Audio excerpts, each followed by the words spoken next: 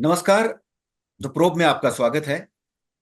पिछले कुछ टाइम से हम ये देख रहे हैं कि भारत में पत्रकारिता की सुरक्षा को लेकर जो सवाल उठते रहे हैं वो गंभीर मुद्दा बनता जा रहा है। जो पत्रकार हैं उनकी सुरक्षा को लेकर लगातार कुछ ना कुछ ऐसा हो रहा है जिससे जो मीडिया फर्टिनिटी है वो सोचने पे मजबूर है कि आखिर इसको कैसे बचाया जाए। चाहे वो सरकारी एजेंसीज की तरफ से एक्शन की बात हो या फिर जो नॉन जो स्टेट एक्टर्स हैं उनकी तरफ से हिंसा की बात हो, तो पत्रकारों के खिलाफ एफआईआर या फिर हिंसा के मामले लगातार बढ़ते जा रहे हैं। इस मामले में हमारे साथ बात करने के लिए मौजूद हैं वरिष्ठ पत्रकार विनय कुमार जी, जिनका एक लंबा एक्सपीरियंस है जर्नलिज्म के क्षेत्र में, खासकर इन्वेस्टिगेटिव जर्नलिज्म के क्षेत्र में। इन्हीं से जानते हैं इस बारे में।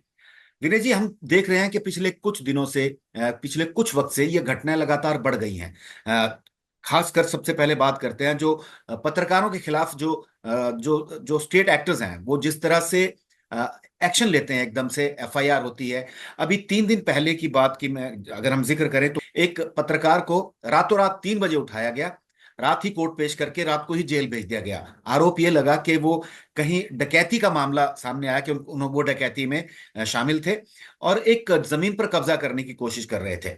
जबकि दूसरी तरफ जो सीसीटीवी फुटेज दिखाई गई है, जिस वक्त डकैती की बात हो रही थी उस वक्त अपने घर में थे और वो 11 बजे के आसपास अपने घर से निकले थे। तो ये घटनाएं बढ़ती जा रही हैं, चिंता का विषय है। क्या कहेंगे आप? बिल्कुल नीरज, जैसे आपने कहा कि ये घटना, एक तो मैं बताऊं, ये कानपुर की थी, उत्तर प्रदेश की, जो आपने जिसका आप जिक्र कर रहे थे। और वो वहाँ के कानपुर प्रेस क्लब के पहले पदाधिकारी भी रह चुके हैं, जिनकी जिनका जिक्र आपने किया।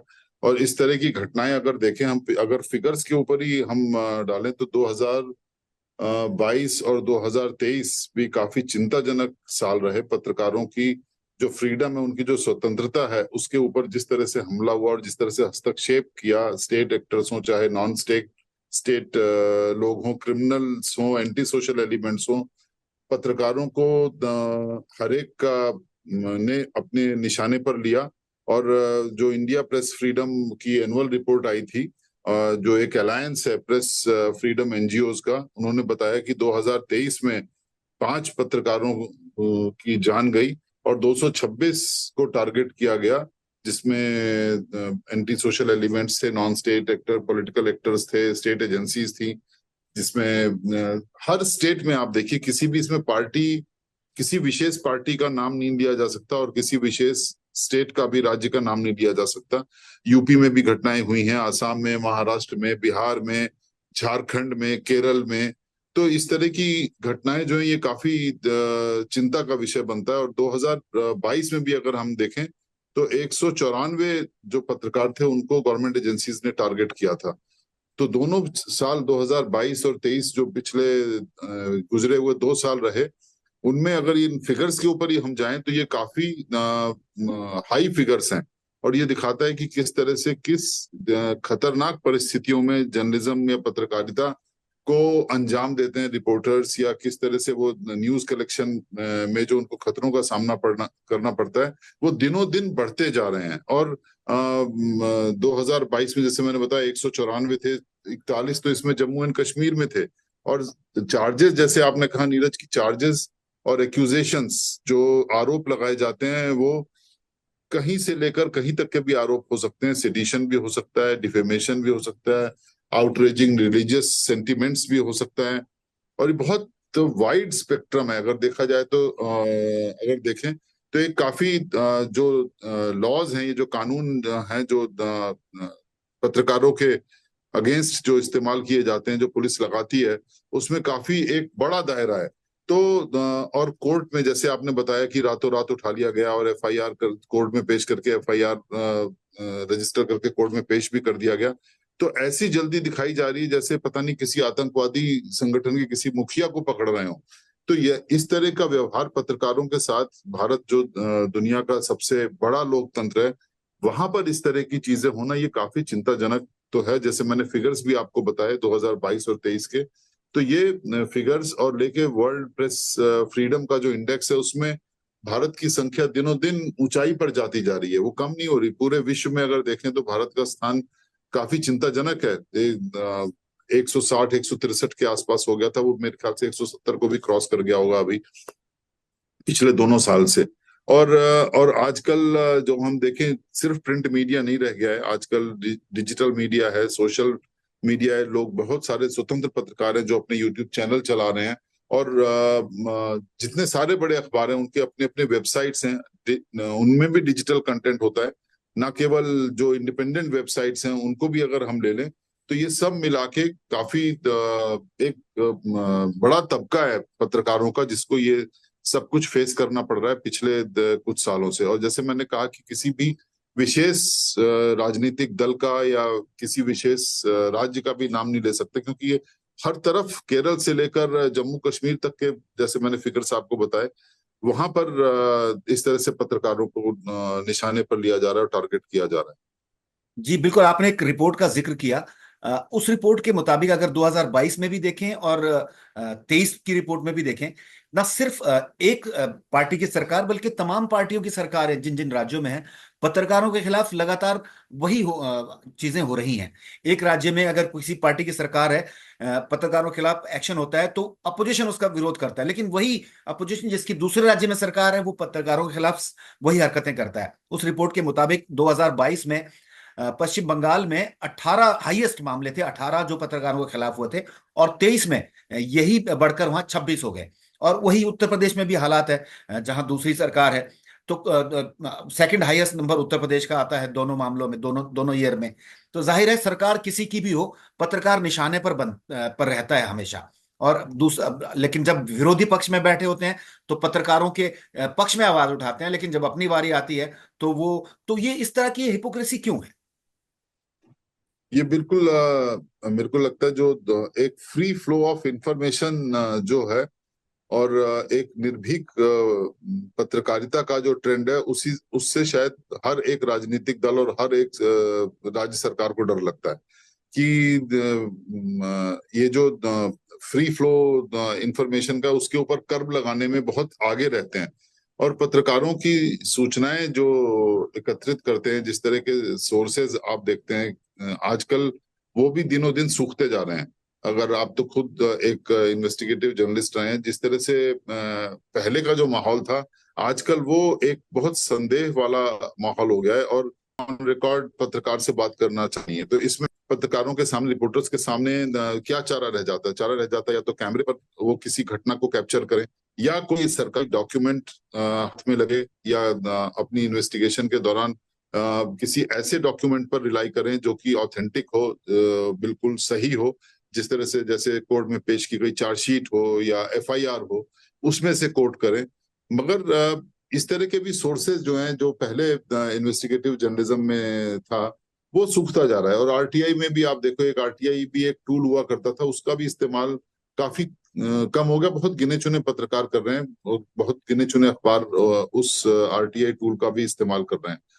तो जैसे आपने कहा, केरल से लेकर पश्चिम बंगाल तक, झारखंड, उत्तर प्रदेश, मध्य प्रदेश, छत्तीसगढ़, कहीं कहीं तो बहुत ज्यादा वायलेंस के, हिंसा के मामले भी देखे गए हैं। अब जैसे मध्य प्रदेश में या छत्तीसगढ़ में आप देखें तो रेत खनन के ऊपर जो रिपोर्ट आई थी, या उत्तर प्रदेश में जो आई थी, इलीगल जो सैंड माफिया है, इलीगल माइनिंग के ऊपर छत्तीसगढ़ में, वहां उन पत्रकारों को भी टारगेट किया गया। और जो नक्सल प्रभावित क्षेत्रों में जो काम कर रहे हैं पत्रकार, चाहे छत्तीसगढ़ हो, चाहे मध्य प्रदेश हो, या झारखंड हो, ये तीन राज्यों में भी इस तरह की घटनाएं काफी ज्यादा हुई। झारखंड में 2023 में 11 इस तरह की घटनाएं हुई। तो विनय जी, बात सिर्फ न्यूज रिपोर्ट जी, की बात की नहीं है, न्यूज कवरेज की बात नहीं है।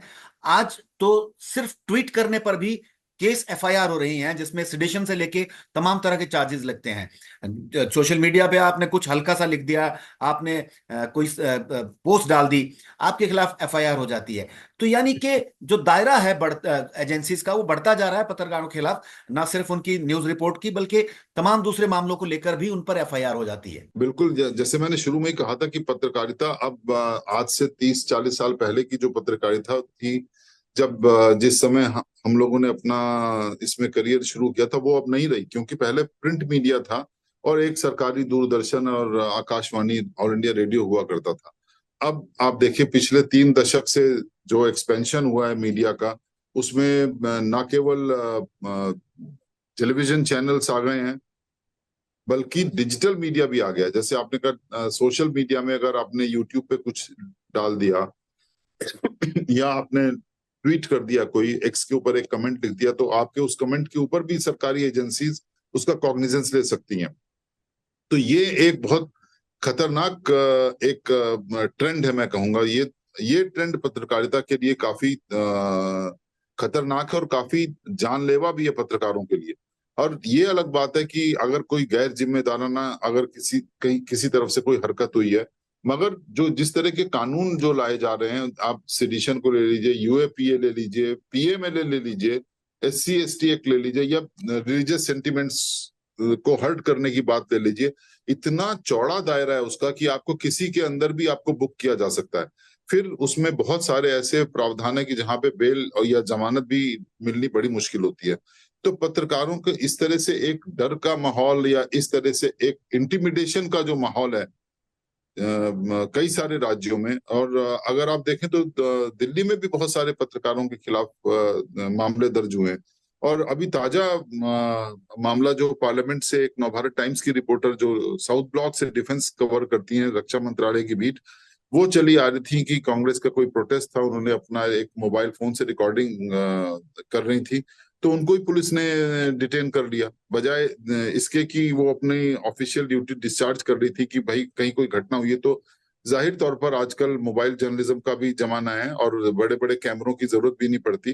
तो बजाय इसके कि उन्होंने अपना आइडेंटिटी कार्ड भी दिखाया, मगर दिल्ली पुलिस ने उसके ऊपर कोई उसका कॉग्निजेंस नहीं लिया और उनको भी उन्हीं राजनीतिक दल के कार्यकर्ताओं एक कार्यकर्ता मान के उनको भी डिटेन कर लिया गया। बजाय उसके वो प्रोटेस्ट कर रही थी कि मैं तो सिर्फ यहाँ पर रिपोर्ट कर रही हूँ, मैं सिर्फ ये देख रही हूँ कि क्या प्रोटेस्ट क्या है, इसको इसको रिकॉर्डिंग कर रही हूँ। तो और जैसे आपने कहा कि ट्विटर के ऊपर भी अगर कोई अपना एक व्यू, अपना एक विचार जिस तरह से संपादकीय के एडिटोरियल पेजेस में जो होता है कि रिपोर्टिंग में, जैसे पुराने दिनों से हमने जो सीखा है कि आप की रिपोर्ट जो है बिल्कुल फैक्चुअली ठीक होनी चाहिए अखबार के पन्नों के ऊपर, मगर जो संपादकीय जो पृष्ठ होता है उसमें अखबार में अपने दृष्टिकोण, अपने व्यूज, अपने ओपिनियंस पेश प्रस्तुत किए जाते हैं।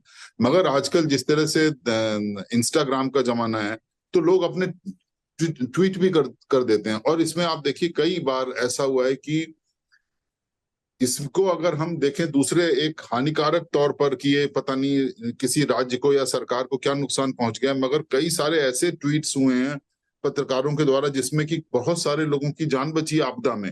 आप देखें रेल दुर्घटना के समय जो ट्वीट किए, कहीं कोई जर्नलिस्ट वहां पर रहा होगा, रिपोर्टर रहा होगा, या जो आपदाएं आती हैं, भूस्खलन की आपदाएं हों, वर्षा की हों, उत्तराखंड से हों, हिमाचल से हों, वहां पर ट्विटर के ऊपर सरकारी एजेंसियों ने एक्शन लिए हैं। अब अगर कोई इस ट्विटर को का इस्तेमाल अगर ना करता, इस तरह सोशल मीडिया का इस्तेमाल ना करता, तो सरकारी एजेंसीज को हर समय पता भी ना चलता। तो इसके पॉजिटिव इफेक्ट्स भी हैं। मगर सबसे जो चिंताजनक बात है कि जिस तरह से जो कर्ब्स लगाए जा रहे हैं, जो रोक लगाए जा रहे हैं, जो बंधन कानूनी तौर पर पत्रकारों के ऊपर थोपे जा रहे हैं, वो एक चिंता का विषय बन जाता है कि इसमें जो सही तरीके से भी अपनी अपनी ऑफिशियल ड्यूटी या रिपोर्टिंग की ड्यूटी डिस्चार्ज कर रहा होगा, वो भी डर जाएगा, वो भी इस भय में अपना काम करने से पीछे हटेगा कि इससे समाज और देश के लिए क्या फायदा एक पत्रकार कर रहा है। बड़े सारे आपने देखे होंगे ऐसे मीडिया रिपोर्ट्स हैं जिनके ऊपर सरकार ने एक्शन लिया, चाहे वो प्रिंट मीडिया की हो, चाहे इलेक्ट्रॉनिक मीडिया की हो। तो इलेक्ट्रॉनिक मीडिया में तो आप वहीं पर वीडियो आप देख सकते हैं कि कौन कितना सच बोल रहा है, और ट्विटर पर भी आजकल छोटे छोटे वीडियोस आ जाते हैं। तो इसको इस रूप में देखना कि हर पत्रकार या हर रिपोर्टर राज्य सरकार को या सरकार के खिलाफ काम कर रहा है, वो एक बहुत हानिकारक एक ट्रेंड है, बहुत चिंताजनक ट्रेंड है, जिससे सरकारों की असुरक्षा और पत्रकारों के प्रति जो एक जिम्मेदारी है सरकारों की, वो लोकतंत्र में कम होती जा रही है, वो डिमिनिश हो रही है। तो ये एक चिंता का विषय हमारे जैसे लोकतंत्र एक में, चाहे वो एक पार्लियामेंट में आप देखें 2 दिन पहले जो प्रोटेस्ट हुआ था, पार्लियामेंट में मूवमेंट के ऊपर कर्ब्स लगा दिए। तो ये उसके ऊपर स्पीकर को भी इंटरवीन करना पड़ा, उन्होंने आश्वासन दिया है कि उसको बहाल किया कि मूवमेंट। जी, अब चिंता का पत्रकारों को विषय मूवमेंट से क्या डर है? जी विनय जी, चिंता का विषय यही नहीं है। चिंता का विषय अब मीडिया ऑर्गेनाइजेशन को अब ये भी हो गया है कि जो नई भारतीय न्याय संहिता आई है उसमें जो प्रावधान है वो उनका मिसयूज हो सकता है, खासकर पत्रकारों के खिलाफ जिस तरह के उसमें प्रोविजन है। तो आपको क्या लगता है, उससे कितनी चिंता इस वक्त मीडिया ऑर्गेनाइजेशंस में है?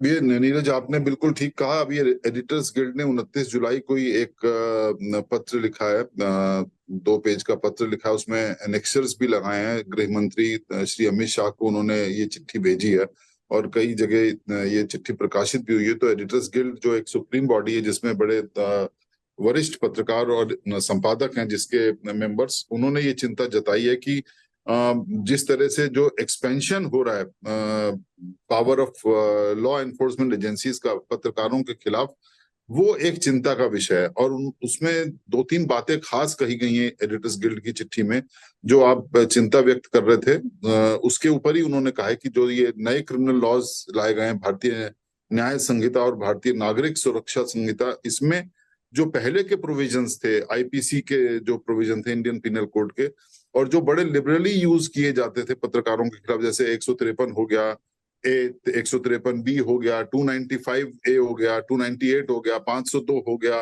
505 हो गया, ये सब इंटिमिडेशन और affecting communal harmony, disrupting religious sentiments, इन सब के प्रावधान है। तो ये आईपीसी में भी यूज किए जा सकते थे।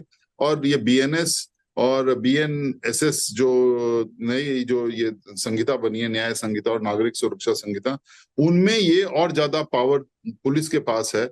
वो चिंता का विषय है। तो एडिटर्स गिल्ड ने ये कहा है कि जो पत्रकारों के खिलाफ इस तरह के कानूनों का, जो इस तरह के लॉ का इस्तेमाल हो, उसमें एक हाई लेवल की रिव्यू कमेटी होनी चाहिए। उसका कॉम्प्रिहेंसिव, बहुत इन डेप्थ रिव्यू होना चाहिए। अगर आप कोई भी इस तरह का प्रावधान पत्रकारों के खिलाफ आप इन्वोक करते हैं या यूज प्रयोग करना चाहते हैं तो। और उन्होंने ये कहा कि एडिशनल लेवल जो रिव्यू रहेगा, इससे कुछ थोड़ी एक पत्रकारों में एक सुरक्षा की भावना जगेगी और गलत इस्तेमाल कानून का ना हो। कानून भी कहता है कि गुनहगार को सजा जरूर मिले, मगर किसी भी इनोसेंट को सजा नहीं मिलनी चाहिए। ये इस्टेब्लिश्ड प्रिंसिपल है लॉ का, जो हर कोर्ट इसको फॉलो करता है। तो पत्रकारों के से इतना कौन सा डर हो गया कि झटाझट एफआईआर रजिस्टर होती है, फटाफट एक्शन होता है उसके ऊपर।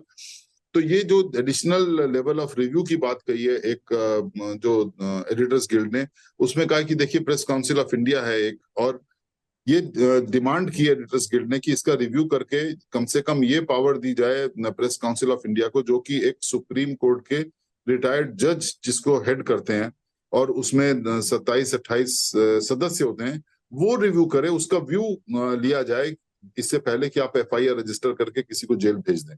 और दूसरा है कि एक हाई लेवल पुलिस ऑफिसर, जैसे डिप्टी कमिश्नर ऑफ पुलिस है, उसको रिव्यू करे कि ये इस धारा में केस बनता है कि नहीं बनता, बजाय इसके कि आप जल्दबाजी दिखा के किसी भी पत्रकार को उठा लें। तो ये जो चिट्ठी भेजी गई है कि ये गृह मंत्री को, अमित शाह को, तो हम उम्मीद करते हैं कि एडिटर्स गिल्ड ऑफ इंडिया ने जो ये चिट्ठी भेजी है ईजीआई ने, इस पत्र के ऊपर सरकार कार्रवाई करेगी। और ये भी कहा एडिटर्स गिल्ड ने कि वो किसी भी कंसल्टेशन के लिए, डिस्कशन के लिए गृह मंत्रालय के साथ, गृह मंत्री के साथ वो मौजूद रहेंगे।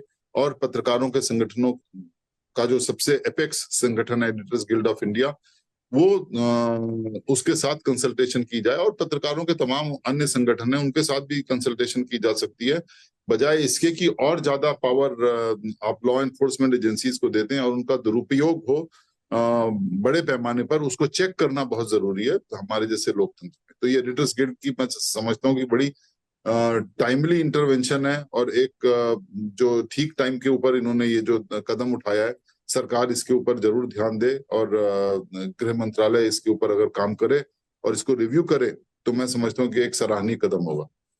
जी बिल्कुल। एक उम्मीद जो आपने जताई है कि इस पे अमल किया जा सकता है, सरकार इस पे संज्ञान ले सकती है। देखना यह है कि क्या आने वाले दिन जो है वो पत्रकारों के लिए आरामदायक होंगे, सुविधाजनक होंगे काम करने के लिहाज से, या फिर उनकी तकलीफें लगातार बढ़ती जाएंगी जैसी अब तक बढ़ती बढ़ती रही हैं। पिछले कुछ सालों में लगातार कुछ ना कुछ नया पत्रकारों के खिलाफ होता रहा है। उम्मीद करते हैं कि उनको काम करने की आज़ादी उनकी बरकरार रहेगी, और सही तरीके से सच्ची पत्रकारिता जो है वो समाज के सामने आती रहे। धन्यवाद विनय जी, हमसे बात करने के लिए, प्रोब से बात करने के लिए। Thank you very much. जी, थैंक यू, नमस्कार।